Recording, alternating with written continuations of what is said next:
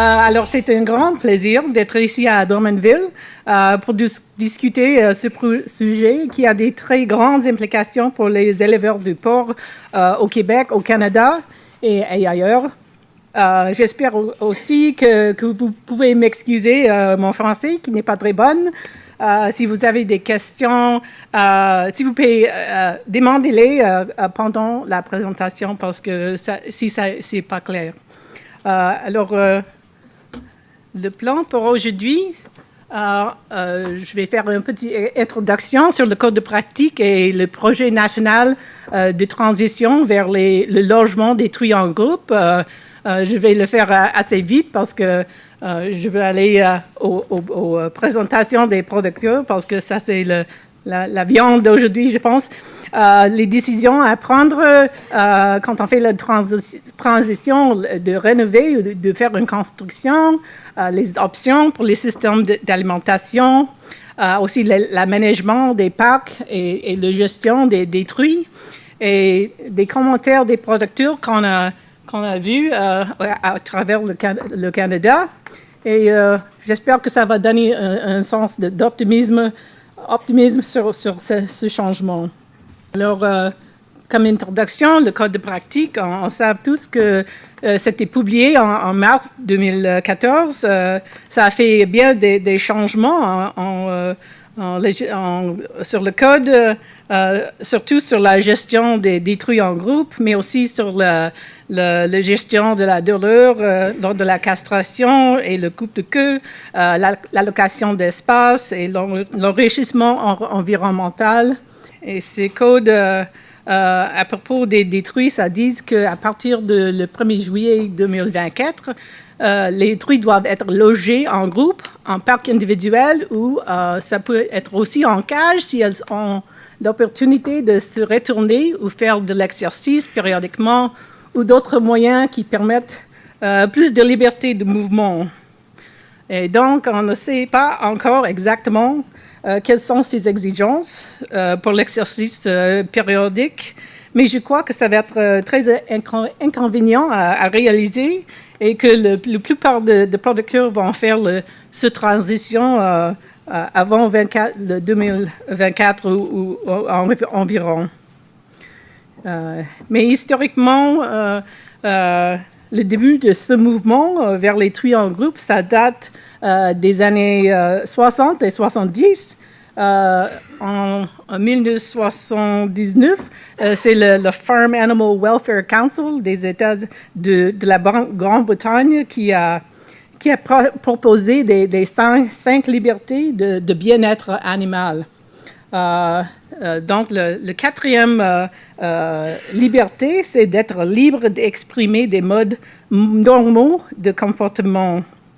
Alors, tout cela a mis l'accent sur les systèmes qui limitent le mouvement des animaux, comme des cages à pente, des loges de veaux et des cages de gestation.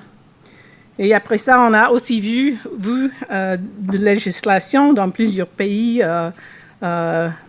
l'Union européenne, l'Australie et certains États aux États-Unis.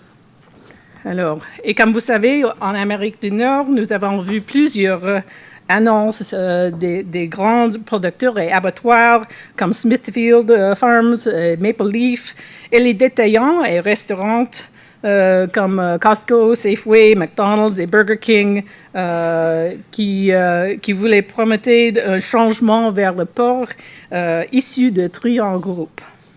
Alors, c'est à cause de tous ces changements que nous avons lancé le projet national de transition vers le logement de tri en groupe. Il y a à peu près 5 ou 6 ans, on a des participants du Prairie Swine Center, aussi du CDPQ, l'Université de Manitoba, Manitoba Pork, et le projet est fondé par le Swine Innovation Pork. Alors, avec ce projet, on a des objectifs de fournir aux producteurs de l'information scientifique à jour sur les options de logement collectif détruit et à documenter les expériences des premiers utilisateurs du logement détruit en groupe, comme on fait aujourd'hui. Alors, c'est avec ce projet que j'ai eu le grand plaisir de visiter plusieurs fermes et producteurs à travers le pays. Et pendant le projet, nous avons documenté une douzaine de producteurs avec une variété de tailles de troupeaux et de systèmes d'alimentation. On a documenté la construction, la planification, implantation, les coûts, la productivité des truies avant et après les changements et la gestion des animaux et les réactions des employés, même que les besoins en formation. Et on a mis toutes ces informations sur notre site web www.groupsourhousing.com. Alors aujourd'hui, je voulais partager quelques points importants que nous avons appris de ces producteurs. Et la première question est toujours quelle sorte de projet est-il? Est-ce que c'est une nouvelle construction, c'est une rénovation ou un agrandissement de le bâtiment courant? Alors, avec les nouvelles constructions, c'est une très bonne option, bien sûr. Il y a un bâtiment tout neuf et tout est comme il faut. Les planchers, l'aménagement des cages. Mais naturellement, c'est une option très coûteuse. Voici, nous avons une ferme Matador. C'est une colonie Hutterite à Saskatchewan. Ils ont 600 truies. Et dans l'Ouest, la plupart de nouvelles constructions qu'on a vues, c'était chez les colonies Hutterite qui ont souvent ce grandeur de troupeaux de 500 à 600 truies. Alors, ils sont très bien faits, mais bien coûteux. La deuxième option, c'est la rénovation. Et quand on pense à une rénovation, il y a plusieurs options et décisions à faire. Ici, à gauche, nous avons la ferme Roscoe de High Life à Manitoba avec 3000 truies. Et ils ont converti la salle de gestation en groupe avec des réfractoires autobloquants. Et à droite, il y a une ferme Agrimarché. Il y a Sébastien Tocotte et Sylvain Blouin d'Agrimarché et moi. Et ils ont changé une ferme naisseur-finisseur. C'était rénové en naisseur au sévrage. Et les salles d'engraissement étaient devenues les parcs de gestation avec un système DAC. Alors, il y a toutes sortes d'options. Quand on fait une rénovation, ce n'est pas toujours une salle de gestation qui est rénovée en gestation. Il y a beaucoup de choix là.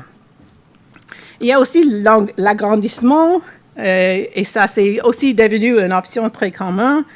Ça peut donner plus de place pour des truies en groupe. Et parfois, des producteurs veulent aussi faire une expansion du troupeau. Et ça peut être aussi utile pour ne pas perdre la production pendant les rénovations. Ouais. L'exemple ici, c'est deux photos de Schlegelholm Farms en Ontario. Ils avaient les cages en mise bas qui étaient devenues vieilles et un peu trop petits. Alors, ils ont construit toute une nouvelle section de mise bas et après, ils ont refait l'ancienne section mise bas avec l'alimentation en gros groupe avec DAC. Alors, avant de faire cette décision sur le type de rénovation, il y a plusieurs choses à regarder, surtout les conditions de la construction du bâtiment, les planchers, les toits, les poutres. Il faut une évaluation très complète par un entrepreneur qualifié. Et la disposition du bâtiment, il faut bien regarder ce que vous avez en place. Et je dirais surtout que c'est bien de voir que la transition vers le logement en groupe, ça peut être une opportunité de se préparer pour le futur ou améliorer la ferme présente. est-ce que tu veux agrandir le troupeau ou changer le nombre de truies? Tu peux aussi améliorer les conditions de travail, peut-être avec un nouveau système de ventilation. Tu peux faire une pièce avec un toit plus élevé, plus de fenêtres peut-être, ou une bonne douche. Penser à les conditions de travail et pour les gens et aussi pour les animaux. Alors, c'est très important. Alors, une autre décision très importante, c'est quel système d'alimentation est-ce que vous allez installer? Bien sûr. Avec les cages, il n'y a pas un grand choix. Tous les cages sont plus ou moins les mêmes. Mais quand on arrive à les groupes, nous avons au moins 5 systèmes très différents. Donc, ici, il y a l'alimentation au sol, les bas-fonds, les DAC, les réfectoires autobloquants et aussi les DAC autobloquants. Alors, il y a beaucoup de différences entre la régie des différents systèmes. On peut les aussi diviser en 2 catégories, les systèmes d'alimentation compétitifs et non compétitifs. Donc, pour les systèmes d'alimentation compétitifs, la nourriture est livrée dans l'enclos en ouvert et les truies peuvent avoir accès à la nourriture par les graissins. Alors, le statut social des animaux est très important et les truies dominantes peuvent déplacer, bien sûr, les dominés pour avoir plus à manger. Alors, ici, en des systèmes compétitifs, on voit l'alimentation est en groupe. Donc, on fait des groupes qui sont plus petits, de 10 à 25 truies normalement par parc. Et c'est très important de faire la sélection des truies pour chaque parc, qui sont très similaires en leur taille et la parité similaire, très similaire. Donc, la compétition est égalisée. Les avantages de ces systèmes, c'est bien sûr que les coûts de rénovation sont plus faibles. Et parfois, on peut utiliser le même système équipement d'alimentation qu'en cage. Mais il y a aussi des inconvénients. La gestion quotidienne est beaucoup plus importante qu'avec les systèmes non compétitifs. Et parfois, on a besoin d'une quantité de nourriture qui est plus élevée pour égaliser que les dominés peuvent avoir assez à manger. Et les taux de sortie sont normalement un peu plus élevés que les autres systèmes. Et donc, pour les systèmes d'alimentation non compétitifs, comme les DAC et les réfectoires autobloquants, ou aussi les DAC autobloquants, on a l'alimentation qui est plus individualisée. Les truies ne peuvent pas voler la moulée des autres, mais il y a bien sûr toujours une compétition et un stress social pour avoir l'accès à l'espace d'alimentation ou les endroits à coucher favoris et des choses comme ça.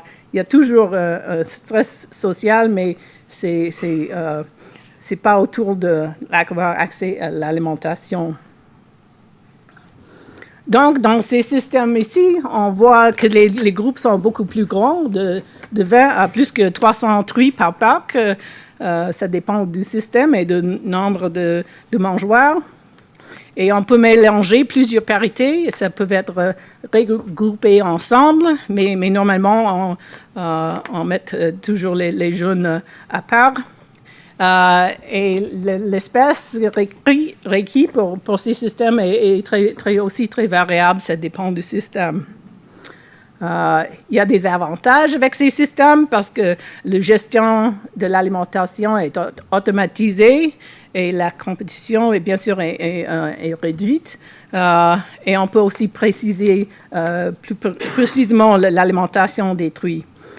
Les inconvénients, c'est bien sûr, il y a des coûts plus élevés et il y a aussi la technologie. Et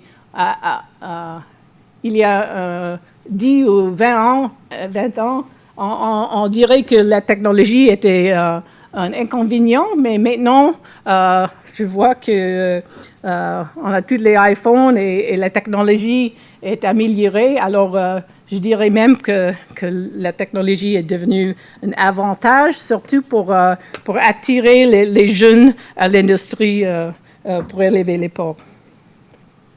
Donc, une troisième catégorie, il faut penser aussi à les détails de la gestion, comme la surface ou superficie du plancher, l'aménagement des parcs et aussi la gestion des truies. Bien sûr, la surface est très importante. Est-ce que tu peux garder le même nombre de truies en groupe qu'en cage? Normalement pas. Mais que peut-on accomplir avec l'espace existant? Avec la science, on a fait plusieurs études et ce que nous savons, c'est surtout d'éviter le manque d'espace. Mais je dirais aussi que la science est manquante. On sait que 16 pieds carrés est insuffisant, mais 24 pieds carrés est satisfaisant. Mais il n'y en a pas beaucoup d'études qui ont très bien regardé les surfaces entre ces deux extrêmes. Mais on peut regarder à l'Union européenne, où ils disent que les cochettes devraient avoir 18 pieds carrés par truie, par cochette, et les truies 24 pieds carrés. Ils disent aussi qu'avec les groupes de moins que 6 truies, il faut avoir 10% plus d'espace parce que c'est un enclos très étroit pour les truies. Mais d'ailleurs, avec les groupes de plus de 48, tu peux avoir 10% moins d'espace. Alors, avec notre code, on voit aussi les recommandations très similaires. Ici, en pieds carrés, pour les cochettes, la recommandation, c'est en arrière de le code de 15 à 18 pieds carrés, avec les truies, 19 à 24 pieds carrés par animal. Et aussi, avec ce code, il y a tout un range de numéros. Et pour les petits groupes, la recommandation, c'est d'utiliser les numéros plus élevés, l'espace plus élevé. Mais pour les grands groupes, tu peux avoir une allocation réduite vers l'autre bout de ce range. Alors, je voulais aussi parler de la qualité de l'espace. Ce n'est pas juste la quantité qui est importante, mais il y a aussi la qualité de l'espace. Ça peut réduire les agressions des dominantes vers les dominés.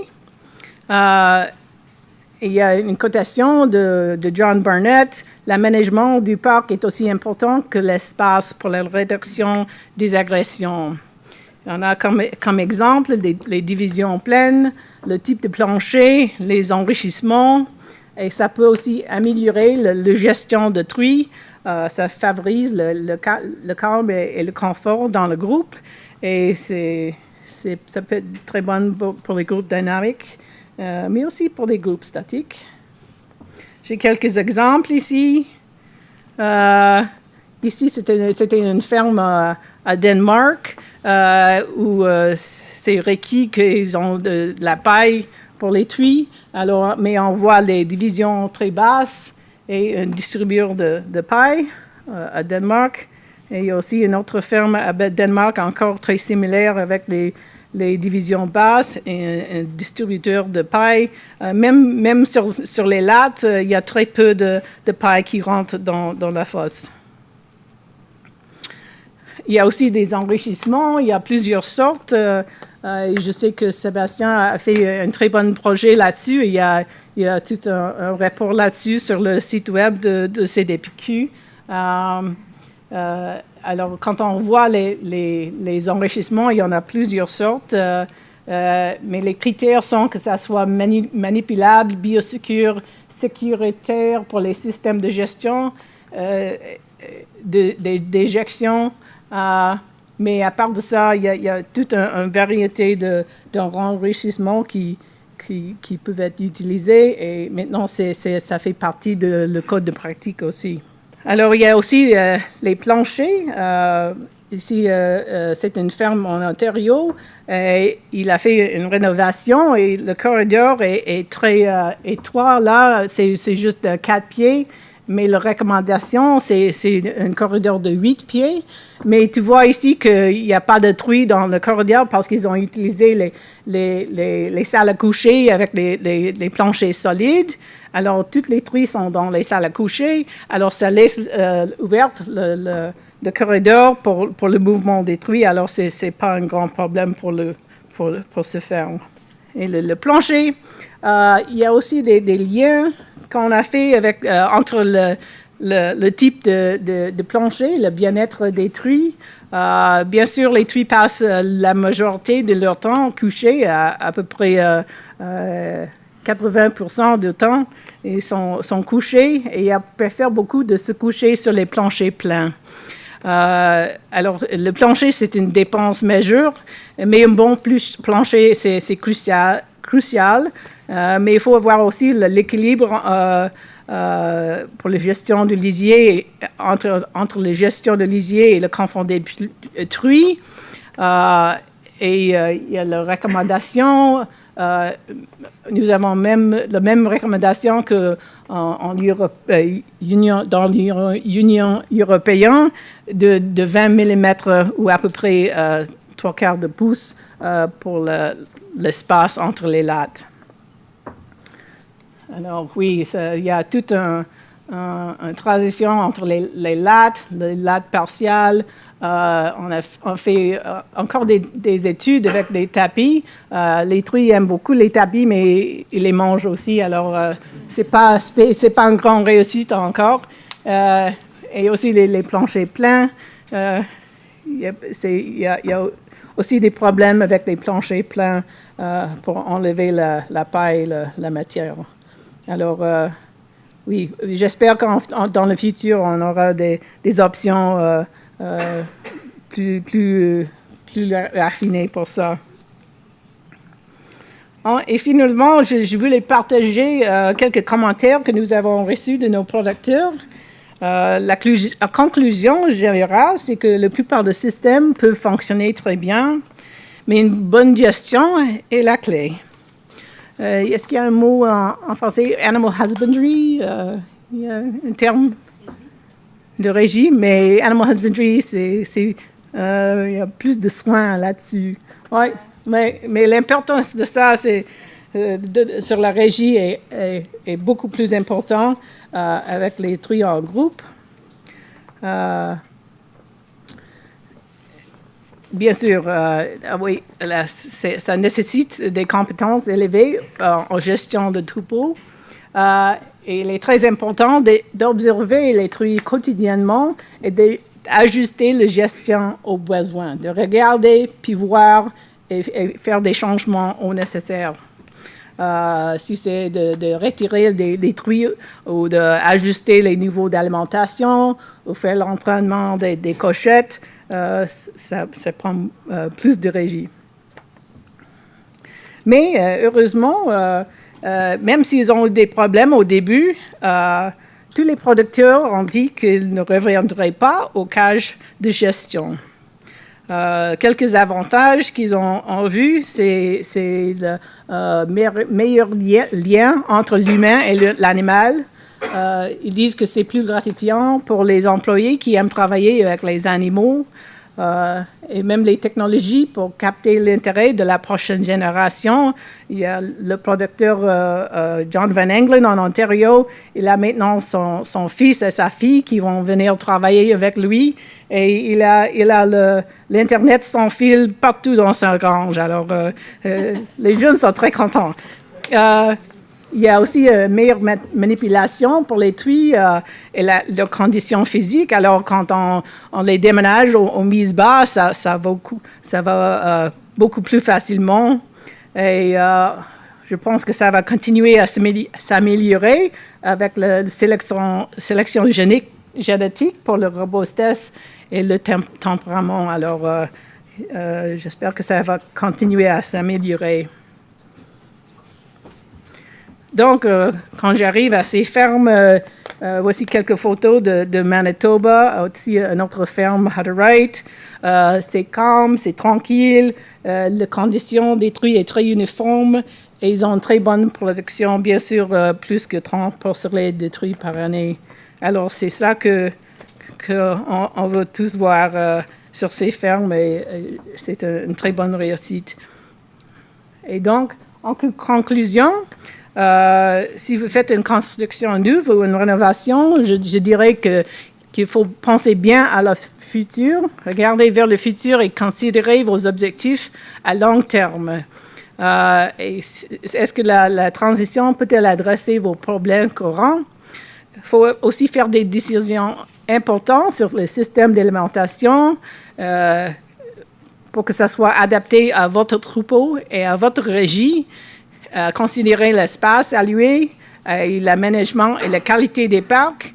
Et bien sûr, assurez-vous que le système convient à vous et vos employés, la truie, sa productivité, sa longévité. Et donc, je remercie nos collaborateurs et nos bailleurs de fonds, CDPQ, Université du Manitoba, Swine Innovation Pork, Alberta Pork, Sask Pork, Manitoba Pork Council, Ontario Pork, et des autres producteurs. Et merci beaucoup de votre attention.